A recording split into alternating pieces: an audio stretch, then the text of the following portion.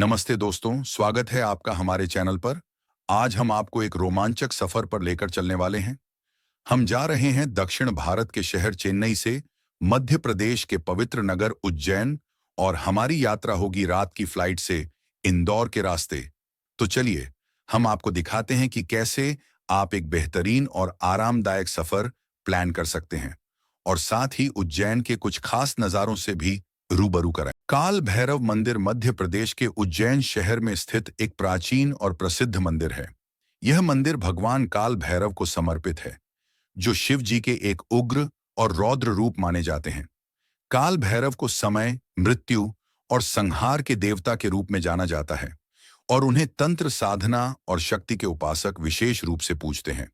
यहाँ पर भक्त विशेष रूप से शराब चढ़ाते हैं, जो इस मंदिर की सबसे अनूठी परंपरा मानी जाती है। मान्यता है कि भगवान काल भैरव को शराब अर्पित करने से वे प्रसन्न होते हैं और भक्तों की मनोकामनाएं पूर्ण करते हैं। जब भक्त पुजारी के माध्यम से शराब चढ़ाते हैं, तो देखा गया है कि प्रतिमा खुद उसे ग्रहण कर लेती है। इस चमत्कार को देखने के लिए दूर दूर से लोग यहाँ आते हैं। काल भैरव की उत्पत्ति से जुड़ी एक प्रसिद्ध कथा शिव पुराण में मिलती है। कथा के अनुसार एक बार ब्रह्मा, विष्णु और महेश के बीच श्रेष्ठता को लेकर विवाद हुआ। ब्रह्मा जी ने स्वयं को सर्वोच्च बताया और भगवान शिव का अपमान कर दिया। इस अपमान से क्रोधित होकर भगवान शिव ने अपनी तृतीय नेत्र से एक उग्र और भयंकर रूप उत्पन्न किया, जिसे काल भैरव कहा गया। काल भैरव ने ब्रह्मा जी का एक सिर काट दिया, जिससे ब्रह्मा के 5 सिरों में से केवल 4 रह गए। लेकिन ब्रह्मा हत्या का पाप भैरव के सिर पर लग गया। इस पाप से मुक्ति पाने के लिए काल भैरव ने कई तीर्थ स्थलों की यात्रा की और अंत में उज्जैन में आकर उन्हें मुक्ति प्राप्त हुई। उज्जैन को तब से काल भैरव की नगरी के रूप में भी जाना जाने लगा। काल भैरव को तंत्र साधना का देवता माना जाता है, इसलिए यहाँ तंत्र साधकों का विशेष रूप से आगमन होता है। ये मंदिर तंत्र विद्या और साधना का प्रमुख केंद्र भी है। महाकालेश्वर मंदिर शिव के 12 ज्योतिर्लिंगों में से एक है। यह मंदिर शिव भक्तों के लिए अत्यंत महत्वपूर्ण और पूजनीय है, क्योंकि महाकाल को समय, मृत्यु और जीवन के देवता माना जाता है। महाकालेश्वर मंदिर का यह रूप अत्यंत रौद्र और शक्तिशाली है, जो भक्तों को हर प्रकार के भय से मुक्त करता है। महाकाल मंदिर की सबसे खास बात यह है कि यह दक्षिणमुखी ज्योतिर्लिंग है। भारत में अन्य कोई ज्योतिर्लिंग दक्षिण दिशा की ओर मुख नहीं करता, इसलिए इसे अत्यंत महत्वपूर्ण माना जाता है। दक्षिण दिशा को यम की दिशा माना जाता है और इसलिए महाकाल को कालों का भी काल कहा जाता है। इस मंदिर में होने वाली भस्म आरती बहुत प्रसिद्ध है। प्रतिदिन ब्रह्म मुहूर्त में भगवान महाकाल को भस्म से स्नान कराया जाता है। इस आरती को देखने के लिए देश विदेश से हजारों श्रद्धालु आते हैं। ये विशेष आरती हर सुबह तड़के लगभग 4 बजे की जाती है, जिसमें भगवान महाकालेश्वर की भस्म से पूजा की जाती है।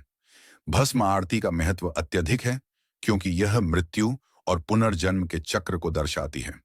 इस पूजा में मृत देह से प्राप्त भस्म का उपयोग होता है।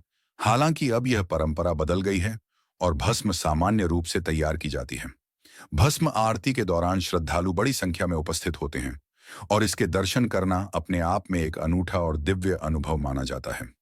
इस पूजा का महत्व यह है कि भगवान महाकाल को मृत्यु के अधिपति के रूप में पूजा जाता है और भस्म जीवन की नश्वरता और मोक्ष का प्रतीक है।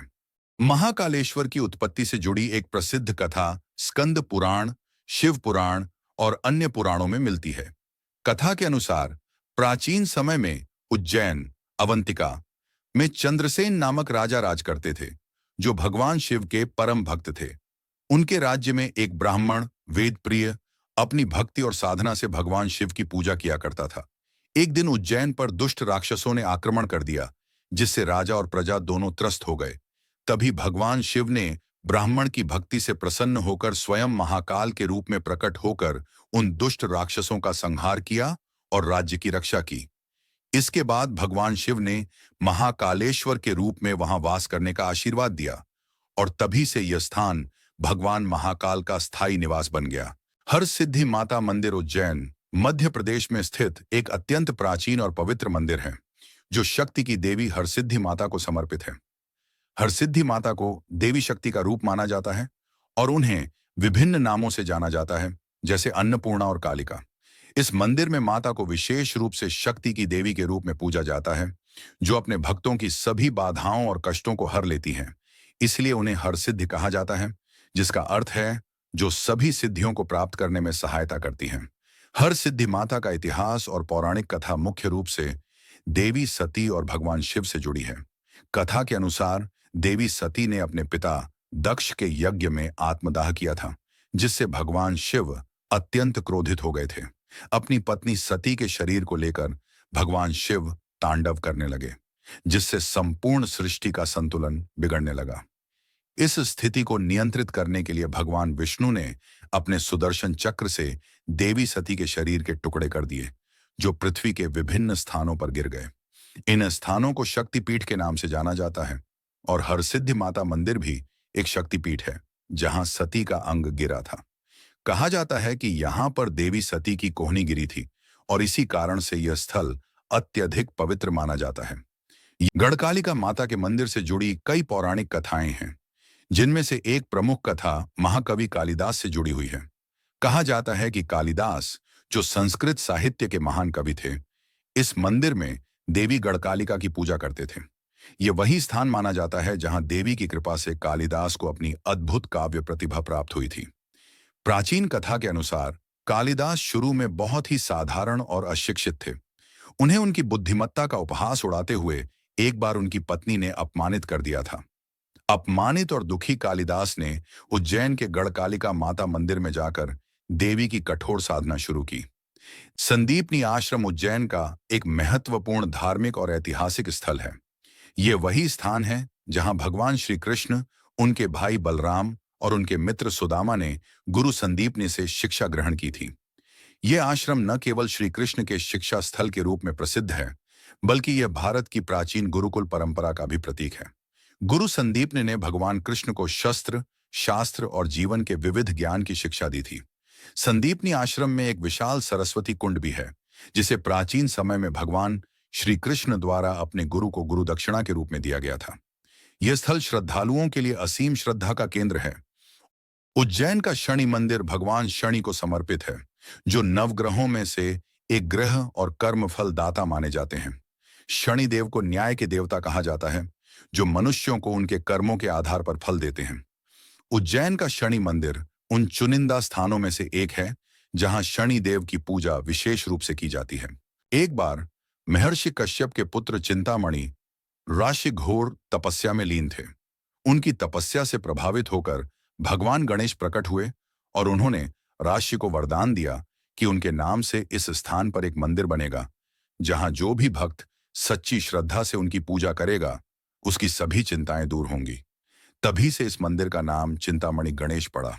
रामघाट उज्जैन का एक प्राचीन और पवित्र स्थान है, जो क्षिप्रा नदी के किनारे स्थित है। उज्जैन में कुंभ मेले के दौरान यहाँ लाखों श्रद्धालु एकत्रित होते हैं और क्षिप्रा नदी में पवित्र स्नान करते हैं। रामघाट के साथ कई पौराणिक कथाएं जुड़ी हुई हैं। एक प्रचलित कथा के अनुसार जब भगवान राम वनवास के दौरान उज्जैन आए, तो उन्होंने इस घाट पर स्नान किया और यहाँ भगवान शिव की आराधना की थी। भगवान राम की इस यात्रा के कारण इस घाट का नाम राम घाट पड़ा और इसे पवित्र माना जाने लगा। एक अन्य कथा के अनुसार उज्जैन में स्थित राम घाट को उन 84 महातीर्थों में से एक माना जाता है, जहां पर भगवान शिव ने पृथ्वी पर अपने भक्तों की रक्षा के लिए वास किया था। इसीलिए इस घाट का विशेष महत्व है और यहां स्नान करना मोक्ष प्राप्ति का मार्ग माना जाता है।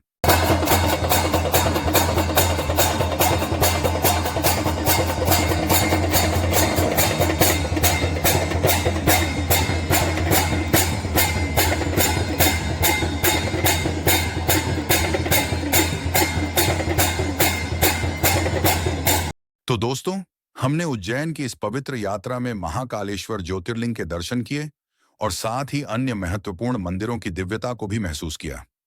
यह अनुभव न सिर्फ हमारे मन को शांति देने वाला था, बल्कि भगवान शिव की कृपा से हमारी यात्रा भी सफल रही। अगर आपको ये वीडियो पसंद आया हो तो इसे लाइक और शेयर करना न भूलें और हमारे चैनल को सब्सक्राइब करें, ताकि हम और भी ऐसी धार्मिक और आध्यात्मिक यात्राएं आपके साथ साझा कर सकें। भगवान महाकालेश्वर की कृपा आप सभी पर बनी रहे। जय महाकाल।